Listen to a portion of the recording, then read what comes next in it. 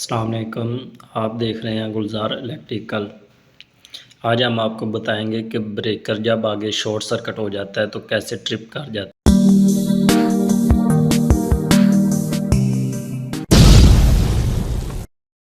Sound breakers की जो types use की जाती हैं, आज मैं आपको उनके बारे में कुछ बताऊंगा। तो आज की वीडियो में मैं आपको फ्यूजेस और सर्किट ब्रेकर्स के बारे में जो है वो एक रिव्यू दूंगा कि ये कैसे काम करते हैं, और इसके अलावा लाइव 220 वोल्टेज के ऊपर जो है वो हम शॉर्ट सर्किट करेंगे और देखेंगे कि सर्किट ब्रेकर जो है वो मेल्ट हो जाएगा। जी तो दोस्तों, देखा आपने कि जैसे ही मैंने शॉर्ट सर्किट किया उसके बाद इस फ्यूज़ की जो वायर है वो मेल्ट हो गई, और उसके बाद जो इसकी हालत हुई है वो आप देख सकते हैं। तो हम कह सकते हैं कि जो फ्यूज़ है ये एक सुइसाइड जो है वो बॉम्बर आप इसको कह सकते हैं, क्योंकि जब ये ऑपरेट करता है तो उसके बाद ये अपने आप को भी तबाह कर लेता है, और उसके बाद ये किसी काम का नहीं रहता। ये जैसे आप इसकी हालत देख सकते हैं। अब इसको हम दोबारा से यूज़ नहीं कर सकते सिवाय इसके कि अब हम इसको फेंक दें। बिल्कुल ऐसे ही लाइव शॉर्ट सर्किट करेंगे हम इस सर्किट ब्रेकर के ऊपर और देखेंगे कि ये कैसे ऑपरेट करता है।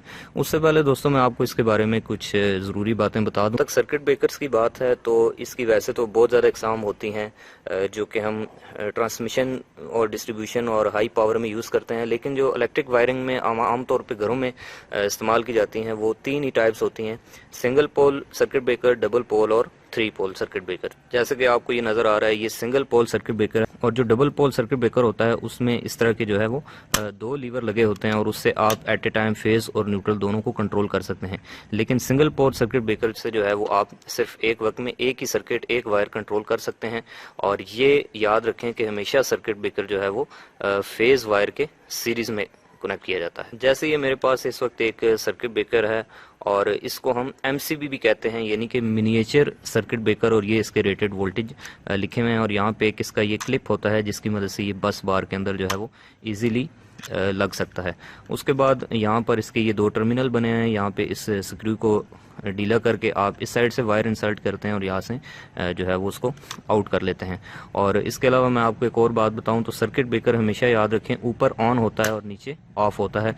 इसकी वजह यह है कि जब फॉल्टी कंडीशन होती है, शॉर्ट सर्किट होता है, तो उसमें उसको नीचे आने में ज़्यादा आसानी होती है, ट्रिप करने में ज़्यादा आसानी होती है। इसलिए इसको हमेशा ऊपर की तरफ जो है वो ऑन किया जाता है और नीचे की तरफ इसको ऑफ किया जाता है। दोस्तों मैं आपको सर्किट ब्रेकर के बारे में एक और चीज़ बताऊं कि इसकी रेटिंग, यानी कि कैसे पता चलेगा कि ये सर्किट ब्रेकर जो है वो कितने एम्पेयर का है। तो उसके लिए देखें, हर सर्किट ब्रेकर के ऊपर C के साथ आगे उसकी वैल्यू लिखी होती है। जैसे ये C6 लिखा है तो इसका मतलब ये 6 एम्पेयर का सर्किट ब्रेकर है। बिल्कुल ऐसे ही इसके ऊपर आप अगर आप देखें तो ये देखें, इसके ऊपर भी C6 लिखा है तो इसका मतलब है ये भी एक 6 एम्पेयर का सर्किट ब्रेकर है। अब बात कर लेते हैं कि सर्किट ब्रेकर जो है वो काम कैसे करता है। तो ये मेरे पास एक सर्किट ब्रेकर बिल्कुल इसी जैसा खुला हुआ पड़ा है। तो दोस्तों सर्किट ब्रेकर का जो मेन पार्ट होता है वो होता है इसके अंदर लगी हुई एक कॉइल। जैसे कि मैं आपको दिखाऊं तो ये मेरे पास एक कॉइल है एक सर्किट ब्रेकर की, और आप देख सकते हैं कि ये कॉइल मोटी है, लेकिन इस सर्किट ब्रेकर में जो कॉइल लगी है ये थोड़ी बारीक है। तो यही चीज़ इसको डिफ्रेंशिएट करती है कि ये जो कॉइल है ये 10 एम्पेयर के सर्किट ब्रेकर की है, और ये जो ब्रेकर है ये 1 एम्पेयर का सर्किट ब्रेकर है। तो ये कॉइल दोस्तों इस तरह से डिज़ाइन होती है कि जैसे ये 1 एम्पेयर का सर्किट ब्रेकर है तो ये कॉइल सिर्फ अपने अंदर से 1 एम्पेयर की करंट पास कर सकती है, और जैसे ही करंट एक्सीड करेगी 1 एम्पेयर से ज़्यादा, चाहे शॉर्ट सर्किट के केस में हो या फिर किसी भी फॉल्टी कंडीशन के अंदर, तो उसके बाद इसमें से जो बनने वाला फ्लक्स है वो ज़्यादा हो जाएगा, बढ़ जाएगा। और जब इसमें से बनने वाला फ्लक्स ज़्यादा हो जाएगा तो ये एक स्ट्रॉन्ग मैग्नेट बनेगी, और इसके अंदर जो एक आयरन कोर लगी हुई है जो कि आपको यहाँ पर कुछ इस तरह से नज़र आ रही है।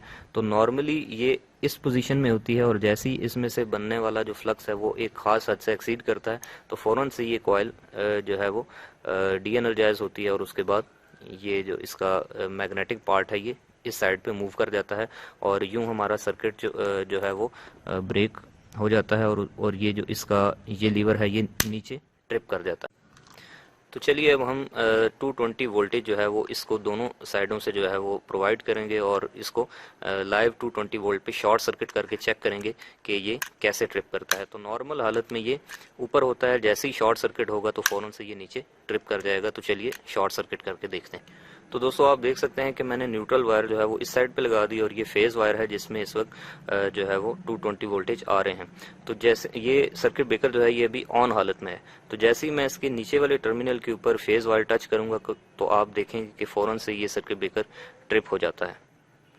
1 2 3 जी। तो दोस्तों देखा आपने कि जैसे ही मैंने फेज वायर इसके नीचे टच की तो फौरन से इस सर्किट ब्रेकर ने 1 सेकंड के 100वें हिस्से यानी कि 0.01 सेकंड के अंदर खुद को जो है वो ट्रिप कर लिया, ब्रेक कर लिया। बिल्कुल इसी तरह से जब ये सर्किट ब्रेकर किसी भी सर्किट के सीरीज में लगा होता है तो उस वक्त ये खुद ट्रिप हो जाता है, सर्किट को ऑफ कर देता है और